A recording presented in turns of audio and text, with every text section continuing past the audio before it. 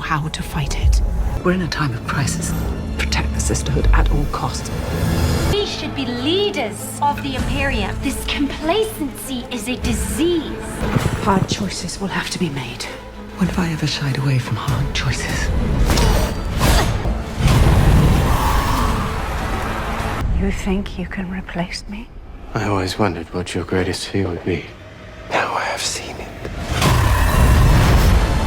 Hello everyone, Danny here from the Next Issue Podcast. On today's video, we'll be doing a review for Dune Prophecy Episode 3, Sisterhood Above All.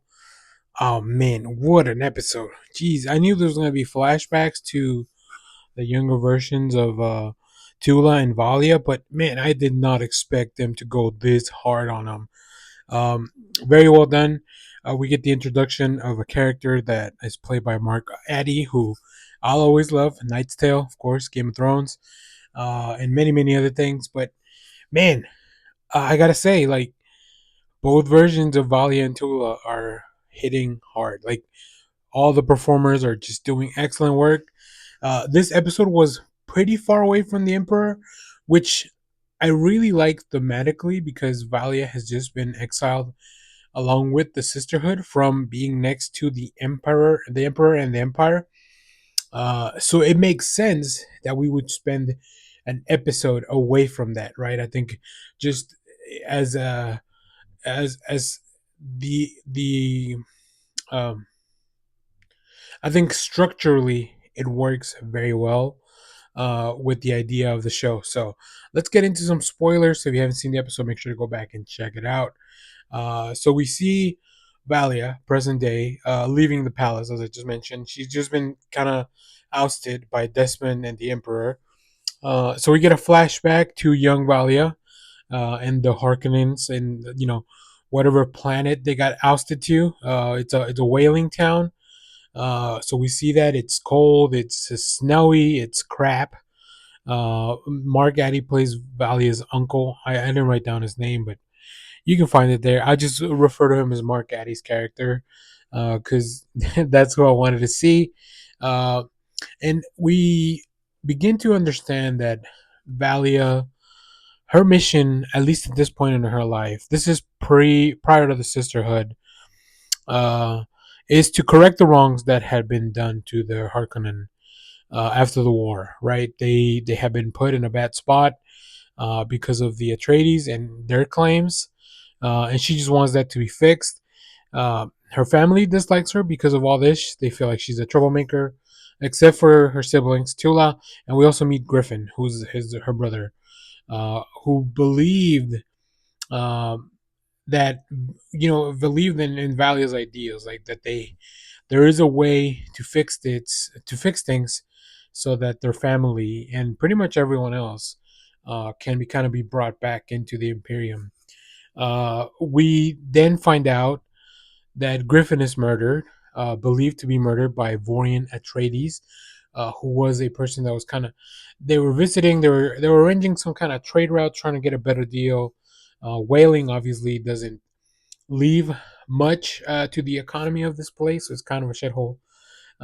So we go back to the present where the sisters discuss the Valia and the sisters that are at Salona discuss how to proceed about Desmond.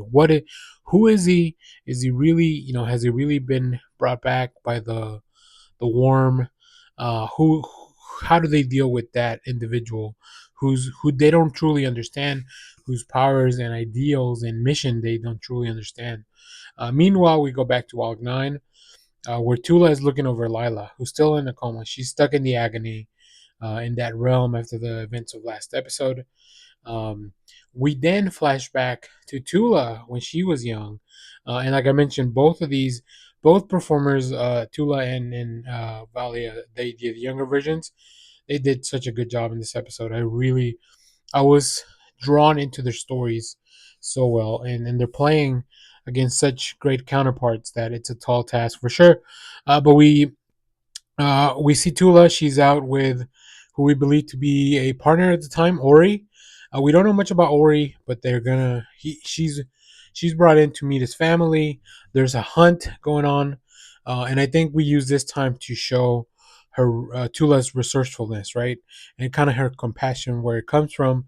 But there's a lot more to me than there's a lot more going on in the storyline than I originally thought. I thought we were just gonna get like how did Tula eventually get back to the sisterhood, and that is where we end up getting. But man, the way there, it's a wild ride. Uh, we see that Valia, young Valia, also as she has joined the sisterhood. So this is kind of like concurring storylines with young Tula and young Valia. Um, she doesn't fully commit to the sisterhood. She still has this mission in her head that there's something that she must do. The Atreides must pay for what she believes the wrongs have been done. So uh, as the episode names, as the name of the episode refers to it, is sisterhood above all is what they believe in. But Valley is not there, and she can't truly show that. This is where Sister Raquela meets Valia and sees something in her. She uses Valia, I think, inadvertently uses the voice on Raquela. So I think Raquel understands that Valia is valuable to the sisterhood as she can be an asset. So we see here this is where she's kind of taken under her wing. We also see that Dorothea, who is the person that we see Valia kill in the first episode, uh, was kind of her big competitor, maybe the first in line to take over after Raquel steps down. So we then flash back to probably my favorite sequence of the episode, back to Tula with her boyfriend Ori, who is now engaged to Ori, but it is revealed that his last name is Ori Atreides. She's at an Atreides camp, and they earlier set up that they use some they're on the hunt for a bull, and whatever bait they use has like a poisonous part to it, and she uses this to pretty much kill all the Atreides there. That was her true mission there. She doesn't kill Ori immediately, and that just kind of goes to show that there's a little bit of remorse in her. There's also a part of her that maybe wanted a different life, but overall, she kind of goes back and sticks to the mission. So yeah, she ends up killing all the Atreides there, including Ori, except for one young child that might come back to bite her in the butt. I don't know. We'll see how that plays out later on. But yeah, man, great stuff. Just like I things were as they were building, like when they set up the poison in the camp, and then the reveal of like not saying Ori's last name, but then we hear it coming from the camp. I was like, oh, I know what's going on here. She's definitely gonna kill everyone.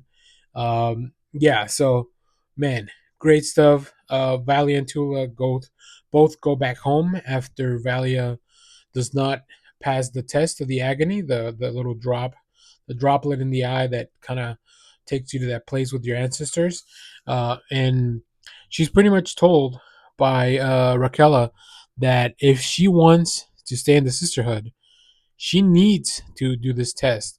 But she understands that she's got some personal stuff to deal with first. So yeah, they go back home where Valia is just not welcome. She's like everyone in her family hates her, and it's wild to me because she's the only one that kind of makes sense. I guess they don't want her rocking the boat. So yeah, uh, it's crazy. Also, I wrote a note like, why do the whales in Dune have fur? I don't like that. I don't like the look of that. It looks weird. It's off putting. But anyways, Valia uses the voice on her mom, so obviously her family hates her even more. She doesn't do anything to her. She just like stops her, like from tells her to be quiet and makes her grab a knife, but nothing comes of that. So I think after realizing that Valia and Tula, now that Tula has completed that mission, um, she's probably she's willing to move on now and take the test. She does take the test. She passes out. Tula finds her and brings her back out of it.